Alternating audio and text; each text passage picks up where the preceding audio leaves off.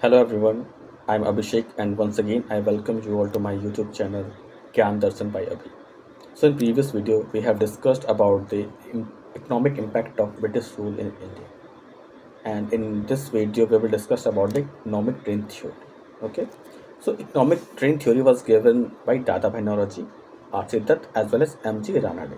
ठीक है, तो the drain, it was basically a drain to British in the form of salaries to the British, civil as well as military officials working in India, as well as interest on the loan taken by the Indian government, as well as profit of British capitalists in India, and the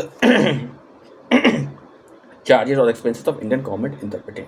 तो यहाँ पर हम लोग देख सकते हैं कि जो इकोनॉमिक ड्रेन है उसका अर्थ यह है, समझा जा रहा था उस वक्त कि जो भी ब्रिटिश ऑफिशियल्स इंडिया में भारत में काम कर रहे थे, चाहे वो मिलिट्री हो या फिर सिविल हो, उनको जो सैलरी दी जा रही थी या पेंशन दिया जा रहा था या फिर इंडियन गवर्नमेंट जो यहाँ पर लोन्स ले रही थी, लोन का जो इंटरेस्ट पे करना पड़ रहा था, या फिर वैसा प्रॉफिट जो ब्रिटिश मर्चेंट जो इंडिया में आकर कमा रहे थे, ठीक है, या फिर होम चार्जेस जो इंडियन गवर्नमेंट जो ब्रिटेन में था उसके लिए जो यहाँ से होम चार्जेस लिए जा रहे थे, ये सब क्या था, कहने का इकोनॉमिक ड्रेन था, और जो कि इंडिया का जो पैसा है वो ब्रिटेन जा रहा था, जिसका बेनिफिट इंडिया को किसी तरीके से नहीं मिल रहा था। ठीक है, यह जो थ्योरी है इसको भारत का जो सामान्य वर्ग है या किसान वर्ग है, मजदूर वर्ग है, इनके द्वारा आसानी से समझा गया। ठीक है, यहाँ पर क्या इन्होंने यहाँ पर यह समझा कि जो भारतीय किसान या मजदूर है वो टैक्स किए जा रहे हैं इसलिए ताकि उसके टैक्स के उन पैसों से एक दूसरा जो देश है वह उस पैसे का इस्तेमाल करे। ठीक है, यानी एक देश के पैसे से दूसरे देश का पेट भरा जा रहा था कहीं ना कहीं। ठीक है, तो यहाँ पर क्या क्या था, जब ब्रिटिशर्स थे जो हमेशा क्लेम करते थे कि यहाँ पर हम लोग यहाँ पे टैक्स कर ले रहे हैं, सब कुछ करें, तो हम लोग यहाँ पे proper law and order provide कर रहे हैं।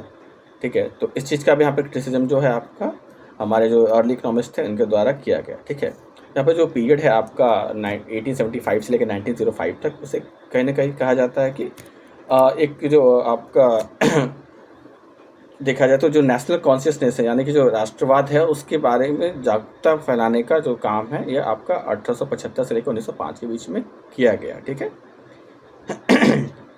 और यही जो है कहीं ना कहीं आगे चलकर जो भारतीय राष्ट्रीय आपका जो मूवमेंट है आपका, उसका ये कहीं ना कहीं बेस तैयार हो रहा था यहाँ।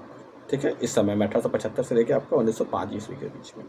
ठीक है, तो 1905 in Banaras session of Congress, Dadabhai Naoroji said that self government is the only remedy to the India's woes and wrongs. ठीक है, तो 1905 का जो आपका बनारस सेशन हुआ था कांग्रेस का, उसमें दादा भाई नौरोजी ने क्या कहा कि जो भारत की गरीबी और परेशानी जो है उसका एकमात्र अंत क्या है, तो स्वराज है, यानी सेल्फ रूल है। ठीक है, फिर वैसे ही सिमिलर हम आगे देखते हैं 1906 का जो सेशन होता है कांग्रेस का, वहाँ पर कांग्रेस प्रेसिडेंट जो है वो कहते हैं कि जो इंडियन नेशनल मूवमेंट है उसका सिर्फ एक ही गोल है, और वह क्या है, स्वराज यानी सेल्फ रूल है। ठीक है, अब हम इकोनॉमिक ट्रेन को और डिटेल में पढ़ते हैं। ठीक है, तो इकोनॉमिक ट्रेन जो है सब उसका एक्चुअल अर्थ क्या होता है, तो कहा जाता है कि देश का वैसा इनकम वैसा या फिर वैसा प्रोडक्ट या सर्विसेज जो कि इंडिया के लोगों के लिए अवेलेबल नहीं है यूज़ करने के लिए। ठीक है, और ये क्या हो रहा है यहाँ पे इंडिया बिना किसी बेनिफिट के, बिना किसी इंडियन लोगों के बेनिफिट के, यह जो आपका सुविधा है या फिर सेवा है जो भी है, इन सब चीज़ों को ब्रिटेन भेज दिया जा रहा है भारत के बिना किसी उचित फायदे के। ठीक है, तो उसे इकोनॉमिक ट्रेन कहा गया है, यहाँ पर इकोनॉमिक ट्रेन समझा गया। ठीक है, तो यहाँ पर कुछ इंपॉर्टेंट बुक्स है, जैसे कि आपका इकोनॉमिक हिस्ट्री ऑफ इंडिया जो कि R.C. दत्त जी के द्वारा लिखा गया था। इसके अलावा आपका poverty and un British rule in India जो कि एक फेमस बुक है आपका, जो कि दादा भाई नौरोजी जी के द्वारा लिखा गया था। इसके अलावा दादा भाई नौरोजी जी के द्वारा एक और बुक लिखा गया था, जिस बुक का नाम है the wants and the means of India, जो कि 1870 में लिखा गया। ठीक है,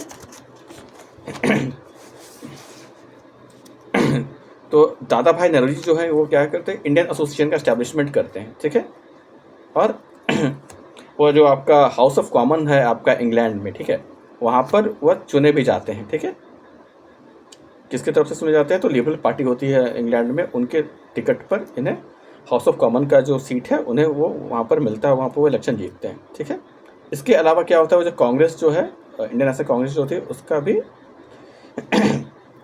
सॉरी इंडियन नेशनल कांग्रेस तो अभी है हमारे पास आईएनसी।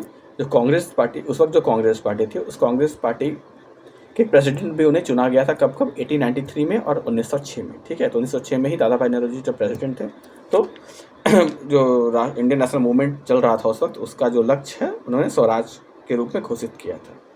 ठीक है, तो अब देखते हैं हम लोग यहाँ पे विजिबल ड्रेन क्या था। तो विजिबल ड्रेन जो था कि आपका डायरेक्ट लूट हो रहा था या फिर जो ट्रेड के थ्रू जो ब्रिटिशर्स जो प्रॉफिट कमा रहे थे। ठीक है, तो वो कहीं ना कहीं विजिबल ड्रेन था आपका। और इनविजिबल ड्रेन क्या था, यानी अदृश्य ड्रेन क्या हो रहा था आपका, वह था सैलरीज था, pension of civil and military officials था।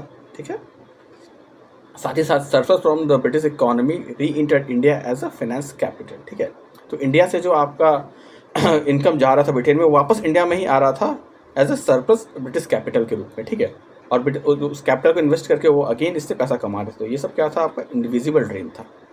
ठीक है, अब जो ड्रेन था उसका असर क्या हुआ। ठीक है, जो इकोनॉमिक ड्रेन किया जा रहा था ब्रिटिशर्स के द्वारा, उसका इम्पैक्ट भारत पे क्या पड़ा। ठीक है, तो यहाँ पे क्या हो कि बैकवर्डनेस आया, लॉस ऑफ वेल्थ हुआ। ठीक है, तो भारत में क्या हुआ, कहने की पिछड़ापन बढ़ती चला गया, जो आर्थिक नुकसान हुआ भारत को।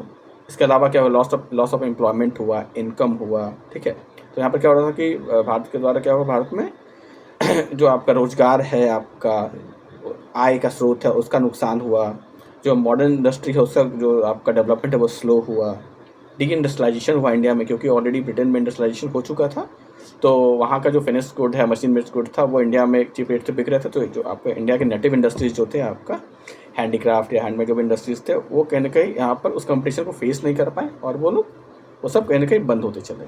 ठीक है, इसके साथ में क्या हुआ कि आपका जो पीजेंट्स थे, किसान थे, उनके ऊपर भी काफ़ी बुरा असर पड़ा। जो हाई रेट ऑफ रेवेन्यू आपका टैक्सेस था, उसकी वजह से क्या हो रहा था कि वो भी कुछ खास आपका एग्रीकल्चर सेव नहीं कर पा रहे थे। इवन इतना कम होता था कि इनकम हो पा रहा था उनके पास कि कितने बार वो लोग लगान भी पे नहीं कर पाते थे, जिस वजह से उन्हें अपनी ज़मीन से भी हाथ धोना पड़ता था। ठीक है, अब हम देखते हैं इस जो इकोनॉमिक आपका जो ये ड्रेन था आपका, बेसिकली ड्रेन ऑफ वेल्थ था आपका, उसका पॉलिटिकल इफेक्ट क्या हुआ, राजनीतिक असर क्या पड़ा भारत पे। तो यहाँ पे क्या हुआ कि जो नेशनलिस्ट लीडर थे वो हाईलाइट हुए। ठीक है, इसके अलावा ड्रेन थ्योरी हाईलाइट हुआ, जिससे क्या हुआ कि पॉलिटिकल कॉन्फ्लिक्ट जो है आपका वो इंग्लैंड और इंडिया के बीच में बढ़ते चला गया।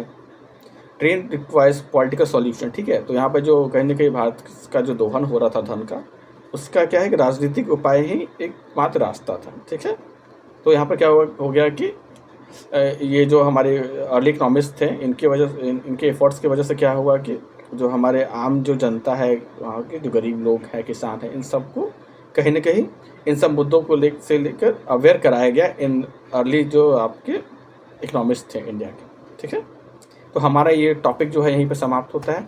नेक्स्ट टॉपिक में हम लोग मिलेंगे स्टेजेस ऑफ कॉलोनिज्म के साथ। ठीक है, टिल देन थैंक यू।